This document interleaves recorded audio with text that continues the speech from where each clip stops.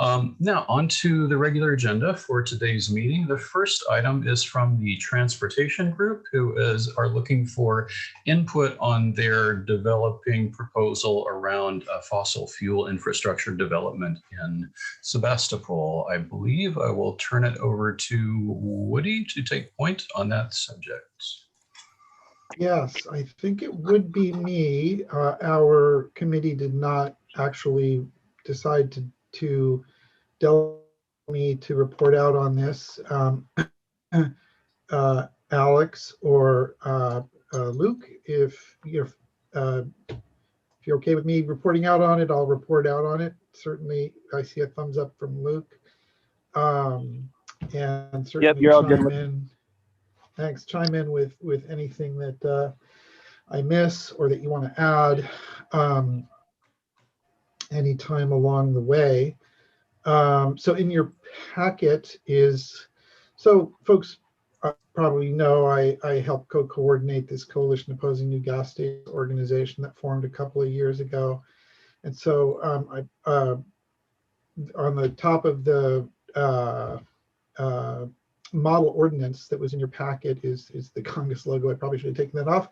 But anyway, so that's where that was coming from. We put that together to try to provide something that, really any city, we've gotten requests from cities all over the state now asking for guidance on this. So just sort of a model ordinance that tries to keep it simple, and I would say that this is a pretty specific fossil fuel infrastructure thing. It's really just trying to focus in on stopping the construction of new gas stations.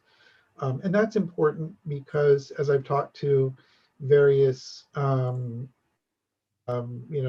city folks and county folks and agency folks, even doing an ordinance that might seem as simple as, ceasing to permit, accept and process permitting for gas stations, effectively prohibiting them, even though that might seem simple, it can be a complex thing because you have to make sure it's consistent with everything in the existing city code and whatnot. So this today, it's not an action item, it's informational, but we do want to bring it to committee at a future date to have a vote on, I guess it would be a recommendation to the city council to look at adopting an ordinance that would prohibit the construction of new gas stations. So, we've talked about it in the transportation committee, and there's a little more history on it for Sebastopol than that, because I've spoken to Councilmember Gurney about it in the past year or two ago. If you recall, Sarah, I asked you about that, and you said, well, we're effectively Sebastopol, highly unlikely to have a new gas station proposal within the city limits, and you said there might be even something already in the city code that makes it pretty difficult to build a gas station in Sebastopol, and you told me I should talk to Kari, and I never got around to that. So anyway, here we are. So there's a couple of things, so the point today is really to just have a conversation, and we'd like to get your feedback. I know Kari has been working on it, looking at it, looking what Petaluma did, in case anybody hasn't known or heard. Petaluma instituted the first in the nation, evidently, ordinance against prohibiting new gas stations. It got international news. That was back in February and March that they did that. Just this past Monday, the Regional Climate Protection Authority at their meeting had this item on their agenda.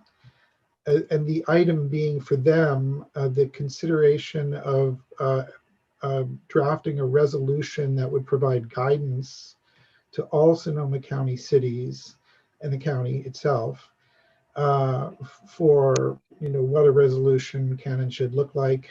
And they voted unanimously to do that. So that's going to be coming back in September at the RC. Councilmember Gurney was there. Thank you for your vote and for your support.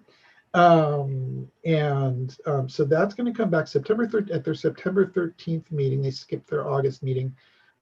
And again, that'll be a resolution, providing information, guidance, whatnot, options for cities in the county when they consider their own ordinance. And I can share, I don't have it here today now, I'll share it with Rebecca or you, Kari, the materials from that meeting. And then the other thing that needs to be shared between now and the time is the equity assessment. Run it through that screen. And I think it's going to come out pretty favorably. I mean, there's so much injustice, racial and social injustice, resulting from, oops, I'm getting your internet connection is unstable, freeze or anything. Am I good? Okay. From the extraction where folks in Kern County exposed to the ramifications of oil and gas drilling and fracking, and Nigeria and Ecuador, places all around the world where it's low-income folks, it's communities of color that are devastated by extraction, and then the transportation, the rail lines, and the communities that live along rail lines with basically rolling bombs going past their communities, and then the refineries in Richmond and Contra Costa County and elsewhere, where again you got fence line communities that are exposed to flaring in the middle of the night and emissions and explosions from time to time. So the equity concern is really, when we go to the gas pump, real contamination and devastation from that, and we need to break away from it, not just for the climate crisis issue, but for that equity issue. So, and I've talked to folks regarding the sort of jobs aspect, folks at North Bay Jobs with Justice and North Bay Organizing Project and a few others about, hey, is this a jobs issue if we're, and really there's not. Those are pretty crappy jobs according to everyone I've talked to. They're not great jobs, and there's not really a constituency to keep gas station jobs and keep building more gas stations so that we have lots of good gas station jobs. It doesn't exist. It's interesting to note that when Petaluma had their hearing and adopted their ordinance, there was no opposition. Nothing to speak of, certainly not organized. There were a few, I should say there might have been a few people that were talking about the Safeway gas and saying they want cheap gas. I might be confusing that with the Novato Costco gas station. But anyway, so some people chime in and say, we want cheap gas. Well, there's no such thing as cheap gas. Anyway, $20 billion a year US subsidies to the oil industry. I'll stop there. Luke and Alex, did I miss anything from that? Or Sarah, or maybe you, anyone, really. I'm done.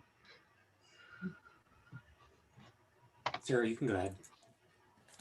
Sarah, I see your hand first. Okay, thank you. First, I want to thank Woody and the Congas people for mobilizing support. So the directors on the RCPA, I think, received a lot of emails urging them to direct staff to go forward with the resolution that's coming back in September. For this group to know, one of the concerns was that with a regional approach, the cities may have that umbrella of legal protection that's worked up through county council, Sonoma County's legal services department, so that then we don't have to do that on our own. And I think that alone will encourage people. Also, Tanya at the RCPA offered her support for the cities in analyzing the coverage of the existing gas stations so that we can assess, councils can assess whether the elimination of future gas stations is going to be too difficult for people, especially people in rural areas in that instance of emergency evacuation. So while it can seem complex if I talk about it a long time, I think the support is very strong and quite likely to move from city to city. As this group takes time to come to a decision on the recommendation, I'm hopeful that we can agendize the request for a resolution or ordinance, whatever is our first move with the staff, and know that this group is in support of that action. And I'd like to do that like very soon after the RCPA meeting, September 13th. Thanks again, Woody. Great. Thank you, Sarah. Luke? I was also at that RCPA SCTA meeting, and Sarah just went right down all of my bullet points on that list from the takeaways from that meeting. And I just want to second, I think a regional approach will be really helpful in terms of taking care of some of those equity considerations and also the legal considerations. Thank you. Great. Thank you, Luke. Carrie? Yes, I just wanted to clarify something that Councilmember Gurney noted. You do want it to go to council for a resolution of intent prior to going to, rather than just going from this committee to the Planning Commission and then on to council? No, I don't want to screw up our processes that staff recommend. I'm just one of these people who likes to do something in a hurry, so we'll have to educate me to the step-by-step later, Carrie. And I think it can go either way. There's no rule about it. Okay. The Planning Commission certainly has its own things that it wants to do, and I think there's certainly support in our general plan to support just as part of the Climate Action Committee meetings. Okay, and then the other thing I did just want to share with people was the current status of our code. Just so there is an understanding. And so this is what I'm sharing here is this is the allowed uses in commercial, office, and industrial zones. And so it doesn't, when we get down to automotive gas refueling station, we don't allow it in office commercial. We do in the general commercial, which is generally along South Main Street, Petaluma Avenue, and the north part of town, once north of Covert Lane, and the manufacturing, which is Morris Street, and the office light industrial. And the only parcel that we have with that zoning at this point in town is the O'Reilly site, which obviously they're not going to be putting a gas station there. But we do require a conditional use permit for any of those uses, which basically means the Planning Commission, City Council have discretion over whether or not it would be appropriate. And so that it's not, to me, that allows the city a certain level of protection, because it's up to the city to say yes to something, and very easy for us to make the findings, frankly, to say no to such a use. And then, so it's not allowed in downtown, or the CM is the Barlow zone, the commercial manufacturing, or the office areas, which is the closer in along Petaluma Avenue where the hospital is, and those types of things. And what we have done in the past, here's another similar car-related use. Is simply, and I actually just answered a call today about this. Hey, here's a site. Can I do a drive-through?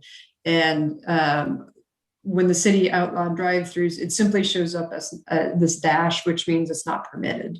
And so it's just simply not permitted in any zone. And that would be the only, in addition to the model ordinances, the whereases of why you're adopting it, and the statement that they're banned. We would simply, just for clarity, change this line, change all these C's to dashes, meaning not allowed. So from a staff perspective, this is actually a pretty easy ordinance to write. It's not a lot of text. It's basically deleting 3 C's and putting in 3 dashes. Hey. Great. Thanks for that perspective, Carrie. I'm losing a little track of the sequence. I think it was Luke or Sarah and then Woody, more or less. Go ahead, Luke. Okay, I would just say I think it could be helpful to run it by the Planning Commission, even just for a study session leading into the September RCPA meeting, so everything's just ready to go.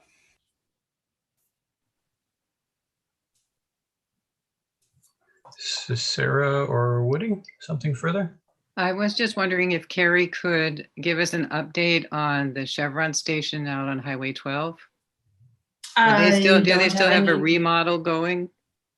So I don't know if you were here a couple meetings ago. I gave an update. There has been no change from that. Okay. And that is basically that they were looking to upgrade the retail store, not do anything with the gas stations. That they're on a much longer track. They have a lot of utility and site strategies to work out because they're on septic and well.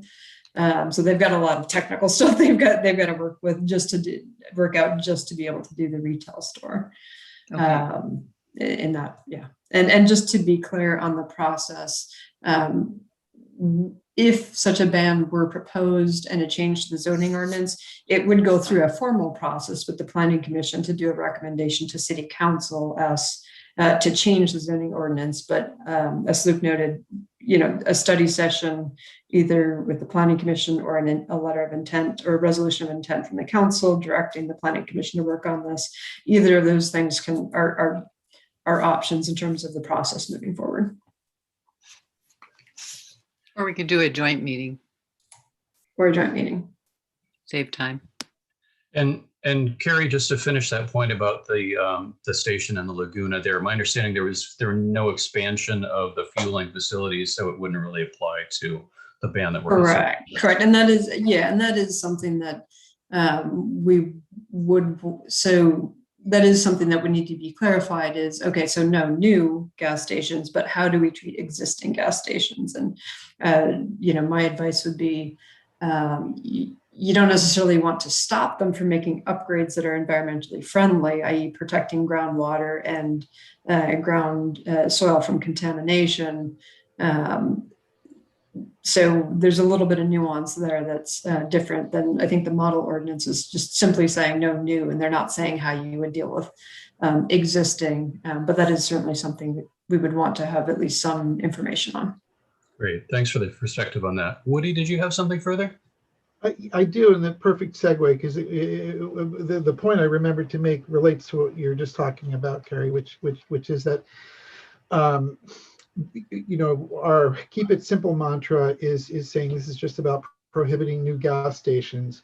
However, the one instance where you might want to address existing gas stations is if they want to expand the number of pumps at their station. It's about not expanding the fossil infrastructure. So that's the one exception. You might want to say something in the ordinance that says no new gas stations and no expansion of the fossil infrastructure of the pumps or whatever at an existing station. The big caveat that we have, and this is born out of the experience of being at that Petaluma City when they adopted their ordinance, the staff there had included, it wasn't come from the city council, come from the community. They had included some provisions about talking about helping to transition the existing gas stations to serve zero emission vehicles and add charging stations. And they even talked about hydrogen, which is a really, really thorny topic and not ready for prime time. And so we advise strongly against any kind of provision in a Sebastopol ordinance that would say, oh yeah, we're gonna, this ordinance is about, dealing with existing gas stations. Really, I think that's not a good idea. That the only instance where you might want to is about expanding existing pumps. And that is, from my understanding, it's a pretty rare thing, unusual thing to have an existing gas station want to expand its number of pumps at its station. So that was that. And then I had a question. Sarah, Councilmember Gurney, were you trying to say something? You're on mute, and I think you were trying to say something. I just have this bad habit of nodding and, thumbs up and all that. Right. I'm good. Thank you, Woody. Yeah, and then I just had a question, Carrie, from the slide you had on there of the code, which is, so the ordinance would prohibit construction of new gas stations, and so those would be dashes.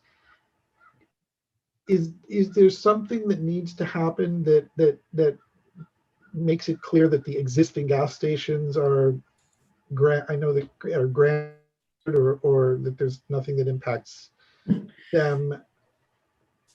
Is that needed? Yeah, so Woody, there's two ways that, depending on the direction from the commission and council and the Climate Action Committee,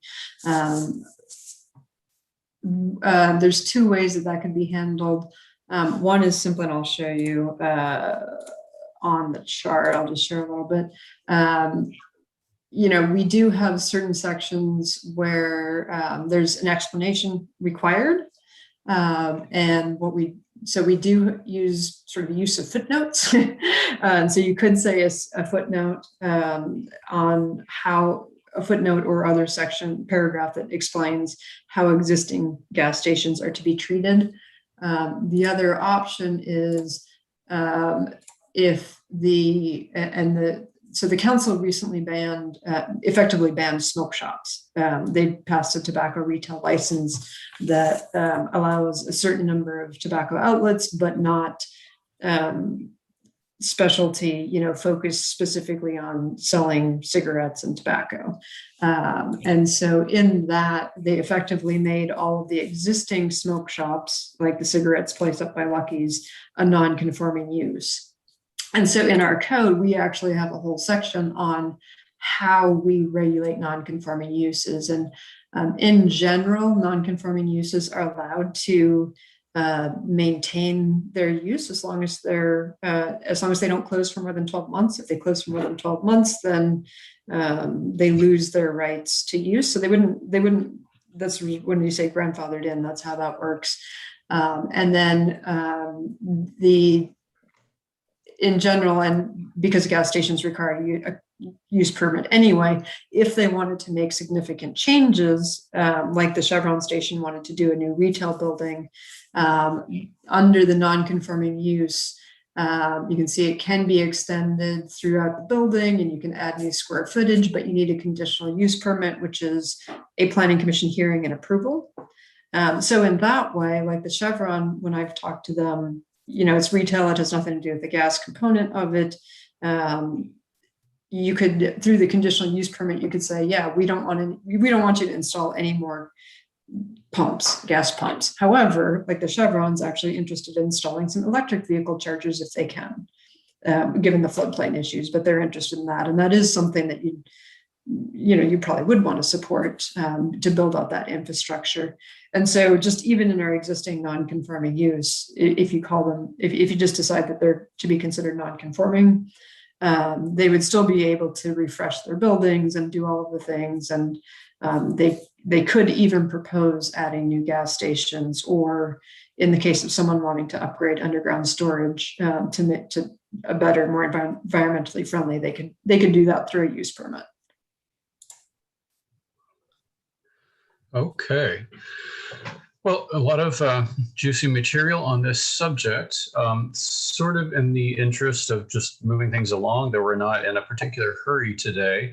I'm wondering if anybody on the committee has objections or serious concerns about the notion of restricting fossil fuel development, or is everybody pretty well on board with that? Oh, okay, great. There's a lot of complicated process, it sounds like, to get all these things through, definitely over my head on some levels. I hear that the RCPA meeting in September is a significant turning point and that we should expect to sort of step back into the process after that. I'm wondering if those who are more wise in these matters have any recommendations for things we should do in the meantime, or as a committee or as working group or as liaisons with the city. Is there any prep work we need that would help to do before the RCPA meeting, or do we sort of pick things up after that and try to move forward at that time? Sarah. I would recommend you study the ordinance and put your good minds to it to see if you have questions or revisions that you would consider, or any other changes. I don't see why you would need to wait till after the RCPA resolution. If that makes sense, Woody, it does to me. Okay. Sounds good. Woody? Right. Yeah, I think what Sarah just said is right, in that there's a bunch of materials, and I think the Petaluma ordinance, it's very complicated, the way it all is sort of put together. You've already got the model ordinance we have. There were some other materials in the slide presentation at the RCPA meeting, and all of that material I can send to Rebecca or whoever, Kenna, and share it out to the group. Can review that, and we'll keep the transportation committee will keep an eye on it, and if there's anything else that we think is would be helpful to round out the understanding or and concerns and anything like that. We'll do our best to share that with Kenna and everyone and make sure it gets around to the whole committee before we convene again. Sounds good. Kenna? I was just wondering, in terms of the recommendation that this go to Planning Commission, is there anything that any action we need to take in order to bring that to Planning Commission? Like, how does that work? If we're like, yeah, let's go ahead and have Planning Commission start thinking about this. Sure. So if, and I don't know if you're thinking about, and Luke, I'd probably look to you as the Planning Commission liaison, wanting to do a study session before the RCPA meeting, just to get a sense or introduce the topic to them. I would definitely want to know who the point person is to work with and have a liaison, or the entire transportation group, if that's appropriate as well, attend that meeting. And so I'd want to make sure we coordinate and get some assistance with the content as well. Obviously, I can speak to process and those types of things. Luke? Yeah, I would just add to that. Yeah, I think just getting it to the Planning Commission as soon as possible would be ideal for that kind of a study session. And I'm happy to be the liaison between the Transportation and here in Planning Commission and Council, as however I need to. I will also just note that there's a possibility I won't be at the first Planning Commission in August, but otherwise any other time should work. Great.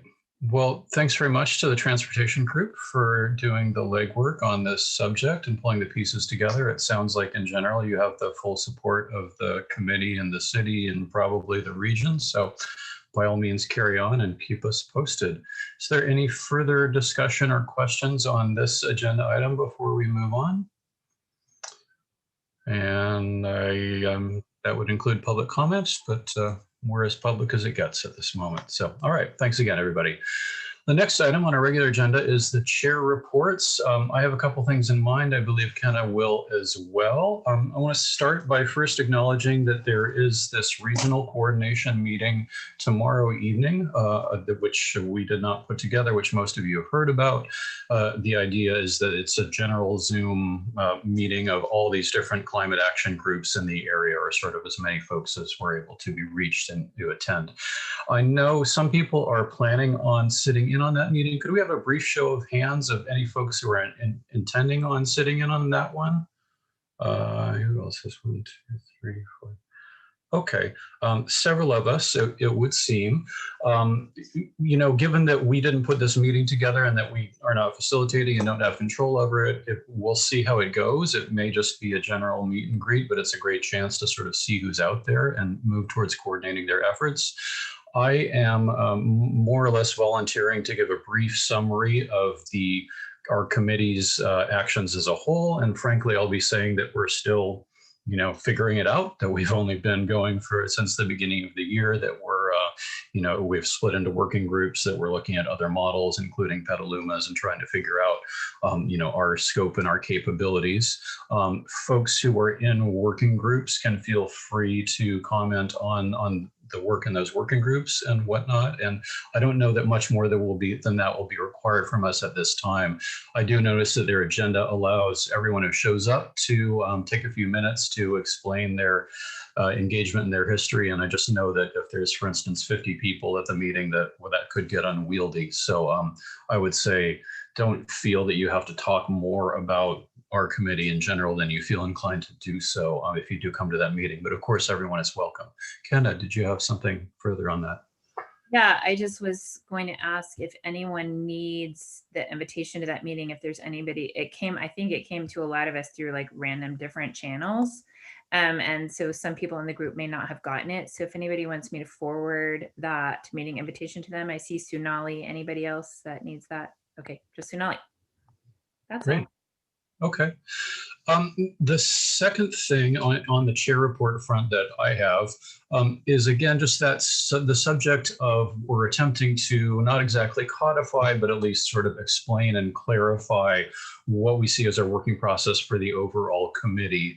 And again, we'll have more on that on the next meeting. We're in sort of a development stage at this point. One thing that I can say is that I hope it's becoming clear that any major proposal is probably going to need to appear a couple of times in these meetings. This helps us to have some forewarning and discussion before we get to the point of making decisions and recommendations on things. Other minor stuff about process I feel is being worked out along the way. But at this time, I guess we'd like to throw the floor open for questions or concerns. So if folks have, in a nutshell, sort of things that they are unclear about in terms of how this committee is supposed to function and that they would like some of those resolved. I'm not claiming to answer those questions right now, but I want to get a list of any questions or concerns that people may have so that we can develop a more cogent response to any of that. So anyone feel free. Okay. Woody. Thanks. Yeah, I'm just wondering if there's any update on those open seats, and can't recall from the last meeting if it was 100% clear that they're just going to be able to leave those positions open, seats open or whatever, application open till filled. And I heard there was a business applicant. I'm just wondering if there's any word on either the EJ or the youth application. Okay, so bit of a side topic, but related. Can we answer that quickly from the city's standpoint? Yes, I believe so. We did repost the positions, and I will look up right now where what the current deadline is for that. But I do know that we've received one business owner application as well as one youth application that came in last week. So, and let me just see what the new extended deadline is so you all know what that is. I don't believe we have gotten any for the environmental justice position, however.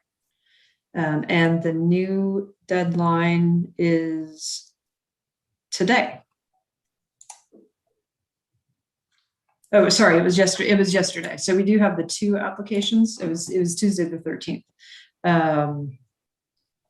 So I don't know if there's a sense from this committee to move those two applications forward to council for interviewing, so you can at least get those two positions placed. I'm happy to hear your feedback. Great. So Sarah and Lisa. Diana, but that's okay. Diana, I don't mind. right. I don't mind being mistaken. If you call me Darth Vader, I'm going to get worried.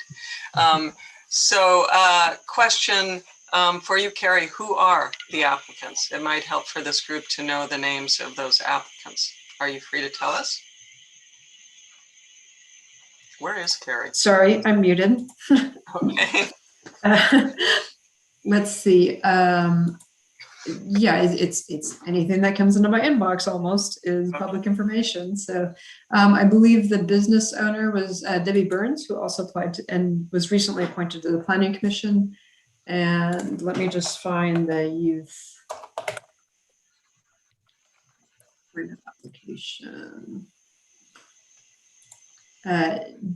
Jessenia Garcia is the name of the youth applicant.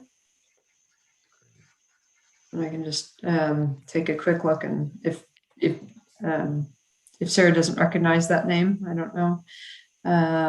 She lives just outside of town, and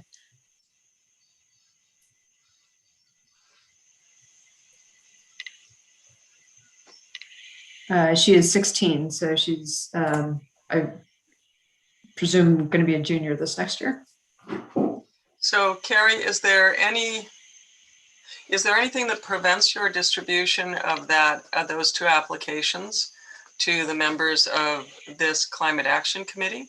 Because I think it might be useful for them to be aware of who's applied for the position, and also to then have the opportunity to comment on those applicants, even maybe show up at the city council meeting? Sure. So where- the normal process that we do is we do redact personal information like home addresses, phone numbers, and those types of things. And so we have not done that yet since it just closed yesterday.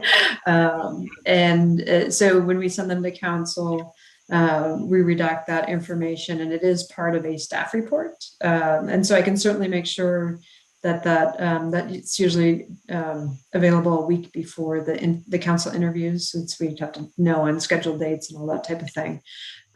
So I can certainly make sure that we send those applications out to the Climate Action Committee when those are available, if that's desired. Great. That'd be Okay. great. And Carrie, could you spell the first name of the youth? Jasenia, you said Yes, it? it is JESENIA. Okay, great. Great. Thank you. Thanks. Lisa. Yeah, that was kind of leads into what I was wondering about, if Deborah Burns decided to go with both committees, or if she's just going to be going for the planning, or if she might come to us too. Did any information on that yet? So there is nothing that prohibits her from being on two bodies. I do have her orientation set up for the Planning Commission next week. So I can certainly ask her that question to see if she's just wants to start with the one, or what her thoughts are on that. Okay. And I'll relay that to the city clerk as well. I think that gets filed in the be careful what you ask for file. 2 committees. Sure. A question related to this for more or less everyone. If we get another 1 or 2 people, do we still feel that we should advocate for opening the application process again? I know that we're short on the environmental justice front still.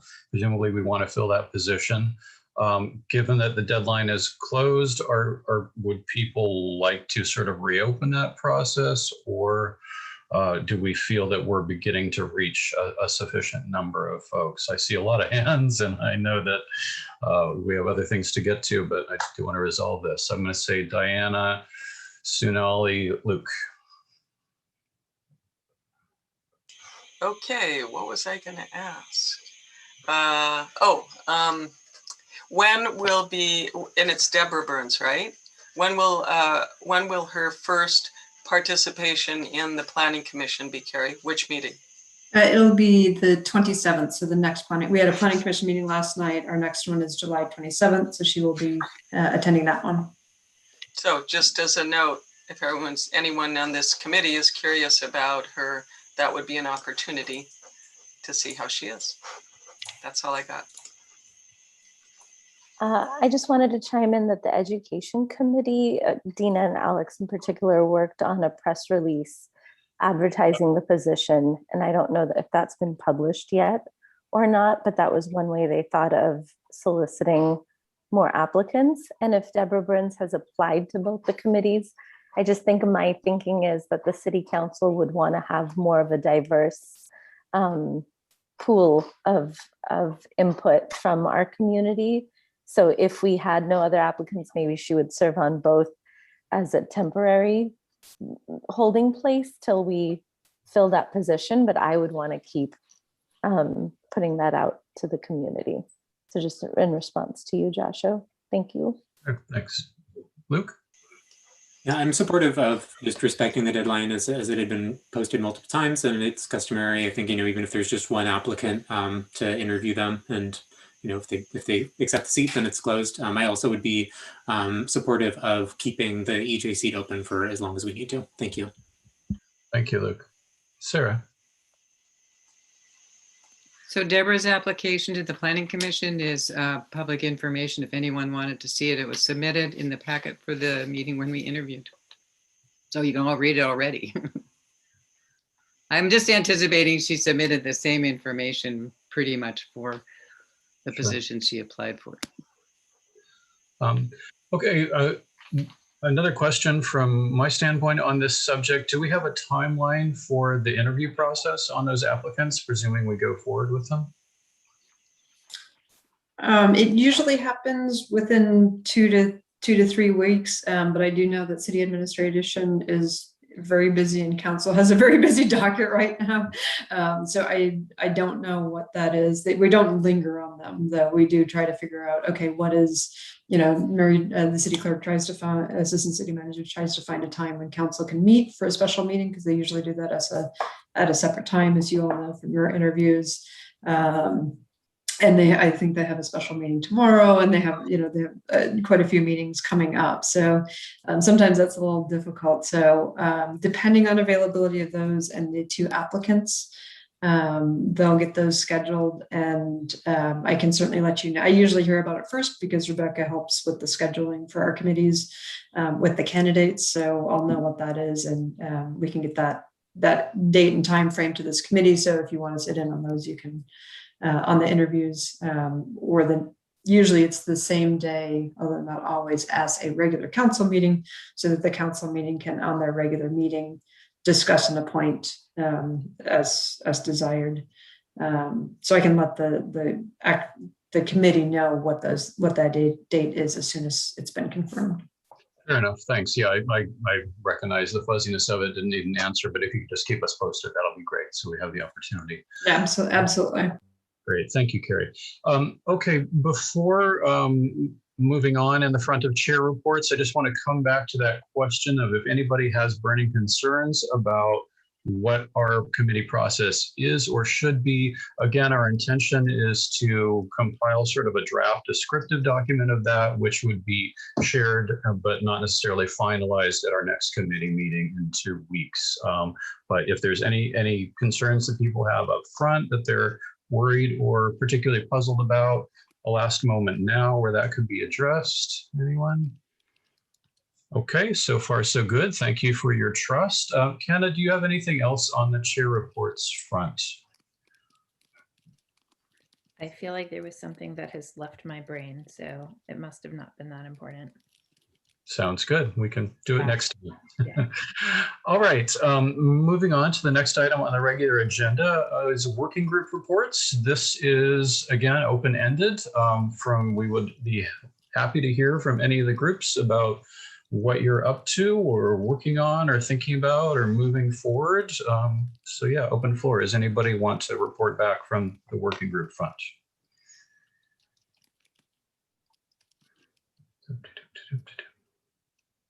Lisa. You're muted. Sorry about that. You'd think I'd get the hang of this by now. So Woody, chime in for if you have anything to add, but with the funding group, we're still kind of working on that user utility tax concept and the transfer tax concept that you've heard a little bit about. And as far as the energy group, Dina, do you want to, we went on a field trip, which was really fun. We went to the Sonoma Clean Power Advanced Energy Center in downtown Santa Rosa. Yes. And we've been also working on kind of a priority study to see what kinds of projects we really want to focus on. There's a bunch of ideas we have. We're looking at the level of impact with various projects, equity issues, cost issues, how difficult they are to do. But we have a lot of things that we want to do, and it's just we're kind of making some headway is how it feels to me. Sounds good. Thank you. Did you have anything to add, Woody? I'm sorry. I really don't. Thank you.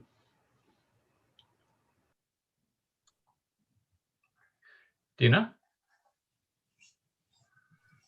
Okay. As Sonali mentioned, the education outreach group worked on a short little blurb that went out in the City of Sebastopol email newsletter, and it did include ways to get involved, like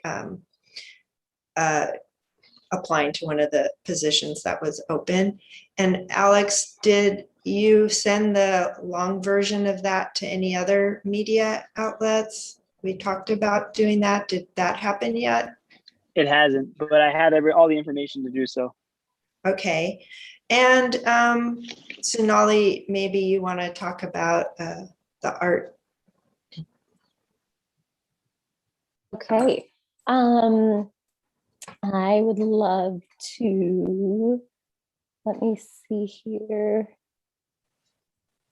Actually, if somebody else wants to go first, I wanted to share some pictures from what we've been working on, and I need to cue that up.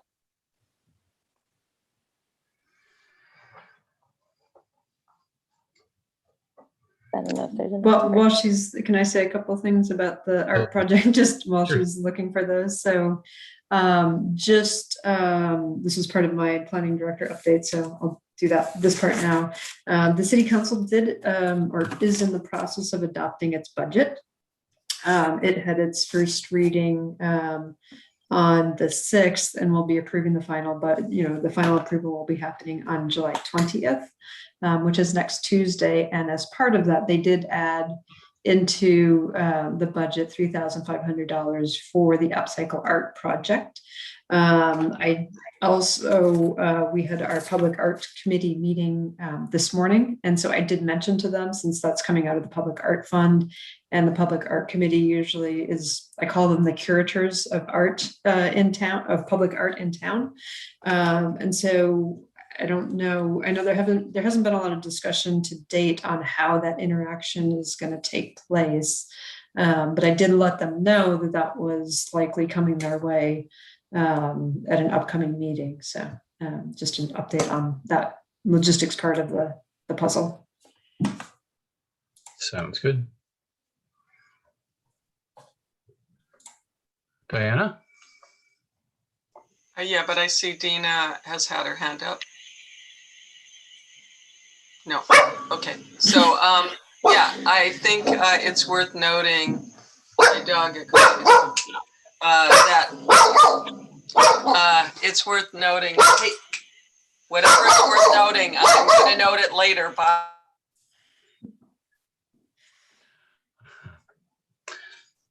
Canine input. Sonali, did you want to go, or should I see Luke has his hand up? Luke. Okay, I just wanted to give an update, as I had mentioned it last time. The capital improvement plan was accepted last night by the Planning Commission for general plan consistency, and it's also been approved by the City Council in terms of its interaction with the budget. I was thinking about presenting on it, but then as it kind of came up at the Planning Commission last night, it's a really clear document. And there's also a lot there. So I kind of wasn't sure what would necessarily want to be tackled, but there are a lot of different aspects of that, as it's kind of the 5-year roadmap for all the capital improvements in the city that can interface with different aspects of this works group. So I would just recommend looking through that. It is, revisited on an annual basis in terms of general plan consistency and funding sort of the discrete items that come up year to year, but it's a really good roadmap to look at for everyone to consider in terms of just capital improvement in the city. One thing I did want to bring up that I had mentioned last night was that might be of interest to the sequestration group. I found a tool by American Forests. It's tree, I can't remember the website right now. It's something tree equity something.org, and basically looks at the tree canopy citywide and shows by census tract what we're looking at in terms of canopy. So I think that could be interesting to look at for street trees, how we can prioritize the placement of trees in our parks as well, and how that can interface with sequestration for this group. So I will gladly send that over to that group, but kind of a roundabout way of saying it's a really big and well-prepared document that's very interesting. So would recommend checking that out. Great, thanks. Yeah, we'll look forward to that. Let's see. So I'm going to say Sunali Diana Canna. Does that seem reasonable? Awesome. So let me see if this will work. Do y'all see a white screen? Uh-huh. Okay, that's not what's supposed to happen. Well then, I maybe will skip on sharing what I wanted to share, which I'm sorry that, wait, let me just try once more to see why would it show white screen? Do you now see something other than a white screen? No, you just unshared. Try Okay. sharing again. So share, I'm gonna try it one more time. There you go.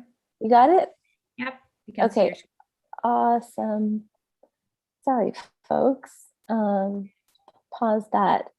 So as Carrie mentioned, this is kind of like taken on its own life and it's moving forward. And I want to bring it back to the committee and get the committee's engagement in this. So I feel like everybody knows what the project is, but there's a central art piece with the intention of having that hosted in a central place in town. And that overarching theme is interconnectivity. And then there's supporting pieces that will be curated by different groups in our community. And those pieces will be engaging and educating on different aspects of climate change, be it the social inequities that Woody had mentioned, or sequestration through trees, water resources, solar, just all the different things. And one of the things we wanted to ask the committee is to come up with a list of what are the main themes that we want to share with as part of this education piece, as well as getting a formal endorsement by the committee. I guess the city is already adopting it, but we're doing some backtracking on how to present that. And just to give you some of the general pieces of it, it's really affecting change through joy, and it's engaging the community in innovative solutions to this situation, so that everyone can feel more a part of it and hopefully have a greater efficacy because of that, as well as creating Sebastopol as a hub for education on this particular subject, and in fun, positive ways. And then lastly, empowering the youth. And as you can see in some of these pictures, these are folks who have been working on this. The last meeting we had was about 6 or 7 youth who came together, as well as other people from Ecology, the Santa Rosa Junior College, Orchard View, and Annalee, art teachers. And they created models and talked about beginning the design process on what some of these pieces can look like and how the information can be shared in fun ways. So would like to just hear any questions or clarifications, or how we would like to go about comprising a list of themes to represent through this project.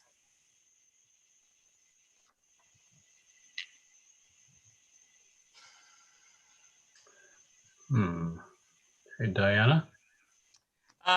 Yeah, just wanted to make a comment that went back to something Luke was saying. The CIP, is that something that, Luke, that I think that would be worth distributing by email to the group so that they have it as a separate document. Don't have to look for it on the website, that kind of thing. On this project, what a cool project. I think this is a question for Carrie, and Carrie, maybe you can come back to this group, but I think it's important for Sonali and the rest of this committee to understand what role the Public Arts Committee will play in this project. To the extent that the Public Arts Committee is going to be involved somehow, approving it, location, whatever, I think it's important for Sonali and the rest of these people who are working so hard on it to know now. Right. And I would certainly advise, and unfortunately, I didn't even hear about this project until it came up in the budget discussions with council. But I definitely think going to them earlier would be better. So they do not have sort of approval rights. What generally happens, and I'll use the Black Lives Matter mural in the plaza that sort of had a similar path where some activists, and I'll call you guys the activists in this case, the Zero Waste and Climate Action Committee, come up with an idea. Council wants to fund it, which obviously they have indicated with their budget they do. And with the Black Lives Matter, they directed the Public Art Committee to work with that group to both assist, and we actually had someone who is a muralist in that, artist who was able to help the youth in that instance develop the concept a little further. And then also the Public Art Committee recommends the final concept to City Council for approval. And then City Council has the final approval, since it's both city funds that are being utilized and need to be authorized for the project, as well as if it's on city property, then that part of it obviously also the City Council has final authority on. So our next, and with that, I will say our next Public Art Committee is not, we normally meet the first Wednesdays, but we have some vacations coming up for some of our committee members. So we are looking at the next meeting being August 18th. That is a somewhat packed agenda, but I think we can manage it certainly to introduce and see if there's, oftentimes it's either one individual of the committee or a subcommittee of 2 people who would be assigned to coordinate with this group on the project. Sounds good. Sonali, could you unshare your screen? Absolutely. And I wanted to share that, no, wait. How do I, stop share. How Alex helped write out an outline of a proposal. And I believe it's been all shared with you in the drive. So if anybody wants to look at that or comment on it, that would be a great place. And then in that proposal, Dina was able to link in the city planning. Is it from the planning? Dina, what did you link in? Oh, I found mentions of public art in the general plan that I thought this project correlates with. Yeah. Thank you. Yes, and actually, as Luke mentioned last night, for the other public art projects, there is a consistency finding that the Planning Commission adopted for those projects, which would probably be the same one for this. Okay. Diana, did you have further on this? I did. What a great project. I think this is really inspiring. And I think it's going to engage a lot of people. And on that topic, could you share with us what outreach you might have done so far on this project? Has there been anything in the city newsletter? Have you connected Sonali or anyone else with the city in terms of outreach? And how did you engage those who are already engaged? Because, we're all looking for diversity and reaching out as broadly as we can. So what efforts have been made so far, and what support might you need in order to expand those efforts and engage more people? Thank you. I think when we put out the initial interest, it was through people we knew, art teachers, and asked them to reach out to their students, and are looking for a diverse input in age and race and, just the whole gamut. and are still kind of in the nascent design stages, and it's moving forward some, but the idea is to engage as much of the community as possible in the creation of this so that they all have a piece. I think we are still in the process of drafting what that looks like, and then would ask everybody to reach out to their communities and share that. So right now, the main pull has been through activists that we already know, that, and some have been able to come and some not.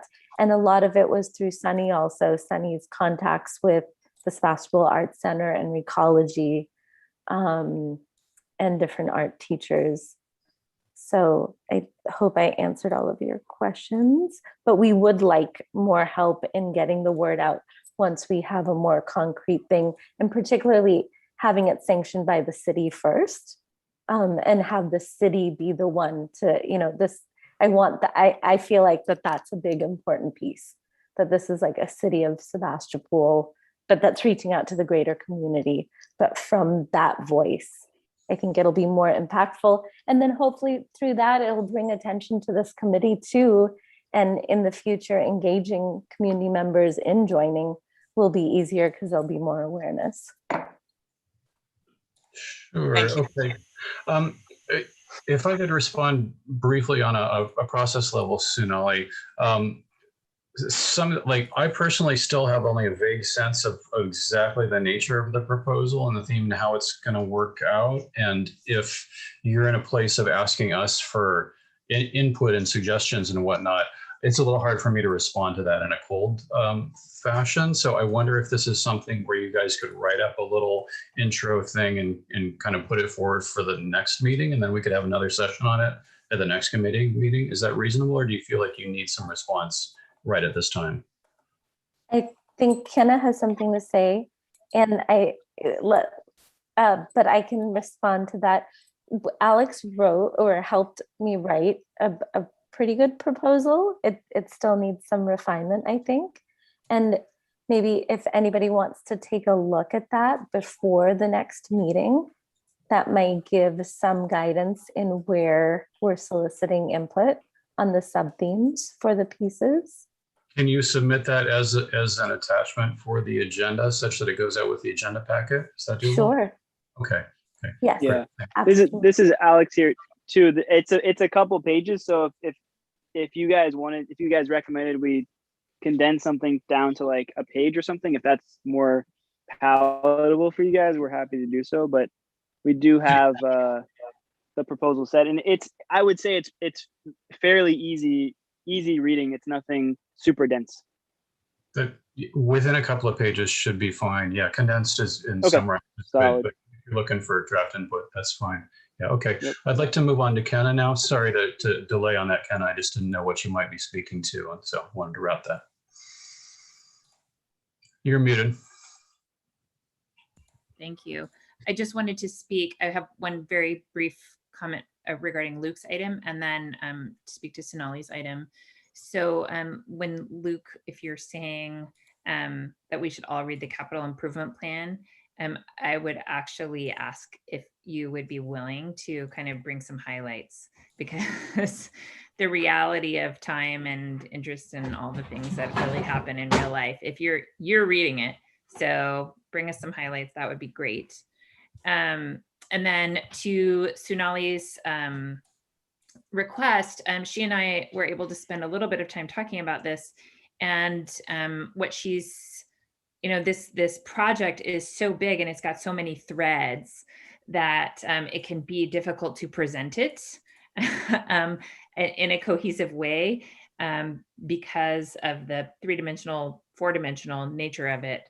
But I think one of the things that I'm understanding we're asking this group for at this meeting is to give some input that would then go into the proposal of where are the education priorities. So if we're designing a public art project that is going to resonate with necessary climate education, there's a lot of ineffective climate education. There's a lot of kind of, people going out and saying the same things over and over about how horrible everything is, and then everyone shuts down. So this committee is the role that we really have to play in this project is to guide those ideas of what ideas do we think are really important to bring forward or to create illustrations of or to provide education about. Do we want to talk about what the problems are, or do we want it to be solution based, and do we want it to be like individual action based or policy based, or those kind of questions. And I think it might be useful for every, if we have time, to either go around and just have everybody say like, here's the missing piece in terms of climate education in this community that I see, or or otherwise provide input so that we're doing our part to support this project, which is guiding the climate education piece. Because there's other people that have the art pieces.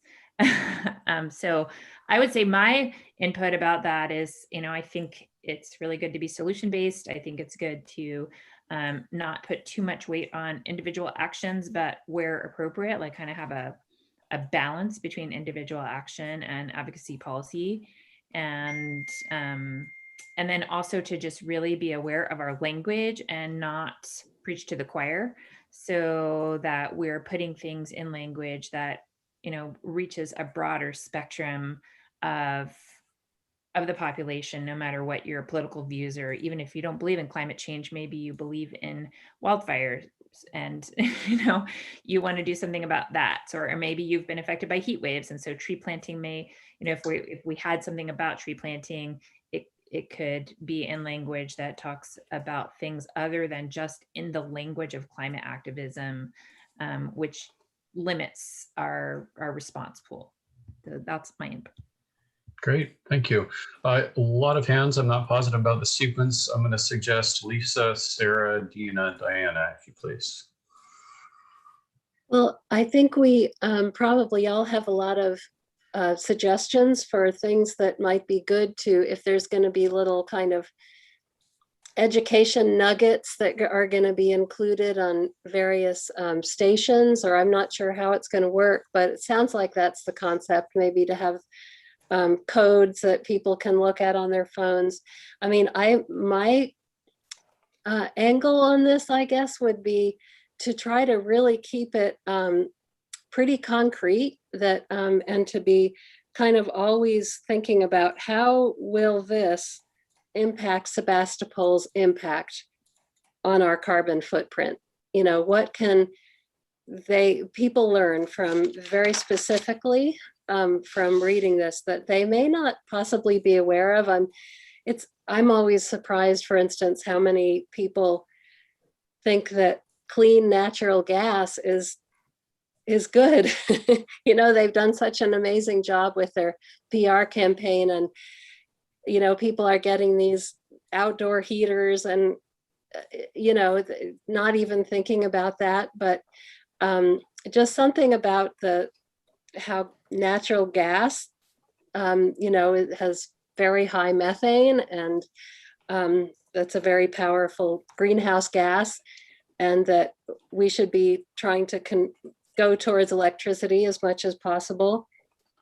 Maybe something about heat pump technology, that people can dramatically reduce their electric use. I also see a lot of people not being informed about recycling. A lot of dirty paper gets put in recycling, like paper plates with food on it. It's just amazing how much people do not understand about this stuff. So I think there's a lot of things that we could use this platform to get word out about all sorts of stuff. But my guess would be to keep it really focused and concrete. Thank you. Thank you, Lisa.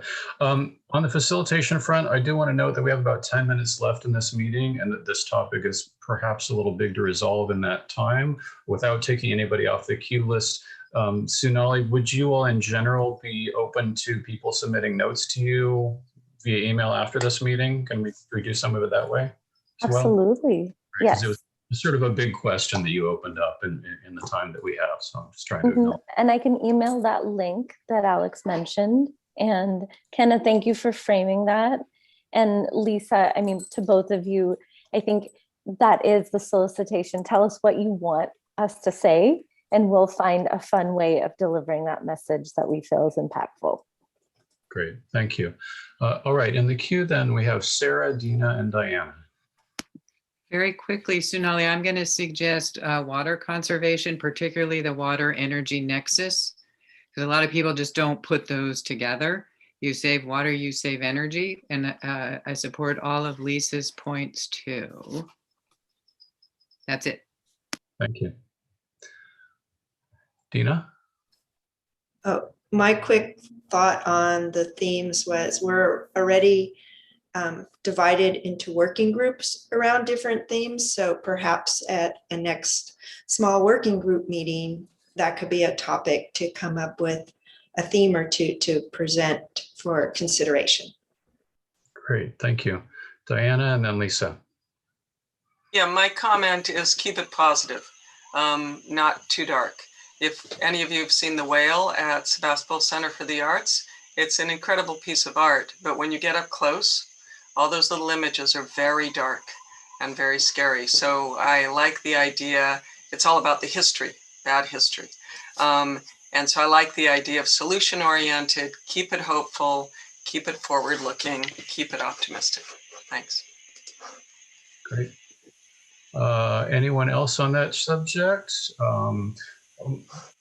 On a personal note from the sequestration front, I think that the idea that we should get carbon out of the air and get it in the ground is a big one, and that mulch is a great start for that, like heavy mulching builds soil carbon. So, all right, moving on. Any other bits on the working groups? We are running out of time, but if anybody has any other brief nuggets, we can address that. Okay. That being cleared then, input from members regarding next meeting agenda. It sounds like we can plan on discussing our project a little bit more at the next meeting. Any other things come to mind for folks aside from the usual? Anybody else have something they would like to discuss at that time? A general reminder about the process on that. We try to establish the agenda a week before the meeting, and it really helps to have some kind of attachments or handouts up front for anything that's going to be major discussion at that meeting, so people can have a little review and just come prepared with some ideas. Okay. All right. The next meeting would be August 4th. Is that right? Or is that? 28th. July 28th. July 28th. July 28th. Okay, sorry. Thank you. Okay. Diana, did you have something? Yeah, I just wanted to thank you, Kenna, and reinforce how useful it is for you to send out that last minute reminder with all of the attachments in an email that's at the top of the inbox. So I know that takes effort and you're busy, and please keep doing it because it's wonderful. Agreed. All right, our last item on the regular agenda would be review of action items. Kenna, you were sort of taking notes on this one. Do you have anything that stands out that we should be thinking of? Yeah, so just tell me if I missed anything. So the chair group is working on the process document to clarify how to move ideas into action. The council and city staff are moving forward with reviewing the applicants for the open seats and hopefully keep reopening applications for the EJ seat.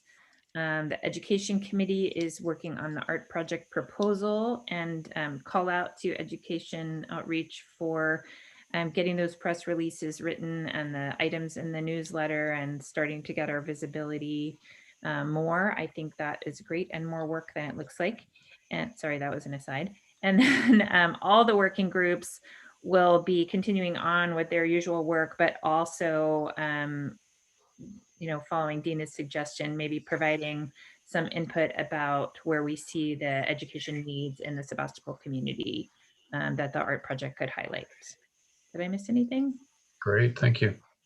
Diana? Yeah, I just wanted to ask, and if this has been answered, I apologize, but there had been discussion about having those action items posted in some way on the Climate Action Committee website. is that happening at all yet? The intent on that is that we would type something up as a summary in a day or two after the meeting and send that into Carrie and Rebecca. The posting mechanism I'm not positive about. It would essentially be an annotation of the agenda saying what we voted on and what the action items were. Okay, and is the hope that that will happen for this meeting, or is that something that's a developing process, Joshua? The hope is that will happen for this meeting and probably 1 to 3 meetings prior. And we're going to try to back up a little bit and catch up on that. Yes. Thank you. We are at the place of the final item would be Planning Department report. We've covered some of that. Also, any reports from council or our sort of regional liaisons. Carrie, did you have something else? Sure, real quick. So I think most of them were covered already. Just an update on the Civic Spark. As you all know from your last meeting, we were accepted into the program. And I have a meeting tomorrow with Tanya from RCPA to develop the position description. And on June 20th on the council's agenda will be the approval and authorization for staff to execute all the documents required for the service agreement with the local government commission. So that is moving forward. And yeah, and just as a reminder, the anticipated start date for the fellow will be in September. So just in terms of agendizing and when that will be coming back, when that person will be coming on board. In terms of artwork, I did want to plug this group. The Ives Park, speaking of sculpture, has a community sculpture garden. There's a call for artists out, and I saw so many wonderful things in what Sonali presented. I wanted to make sure, hey, let's get the word out to other artwork they might be interested in. The call is closing in about 3 weeks or so, beginning of August.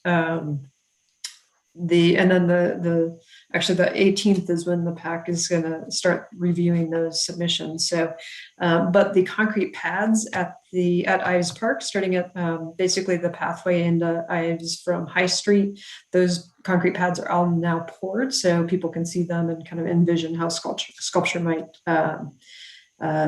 be on those. So if you know of anyone who's interested, the call is up on the website, and the pedestals for them are now in place.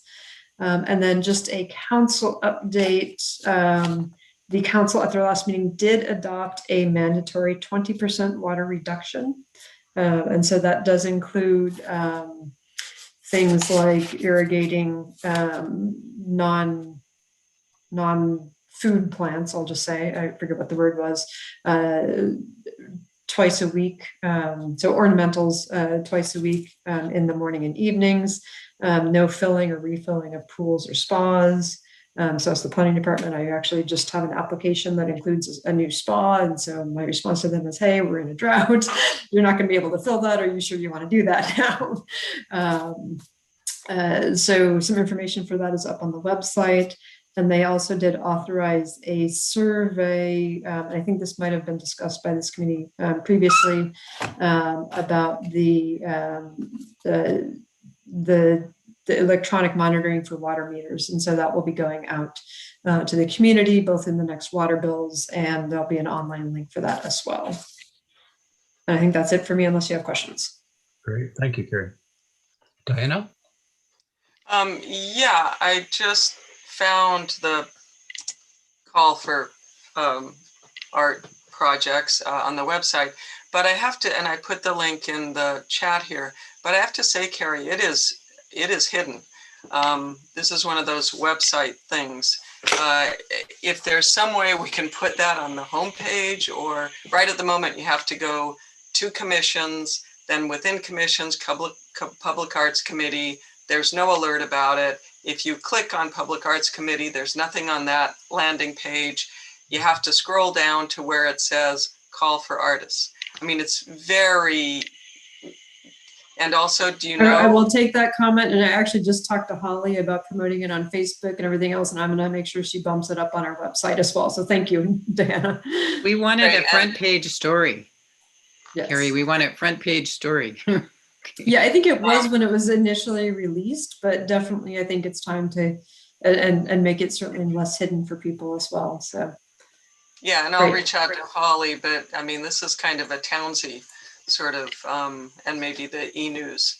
Thank yeah, you. and actually that's a good point. I can send it directly to Laura Hager. I have her contact information and she would love to probably promote this as well. So thank you, Diana. Great.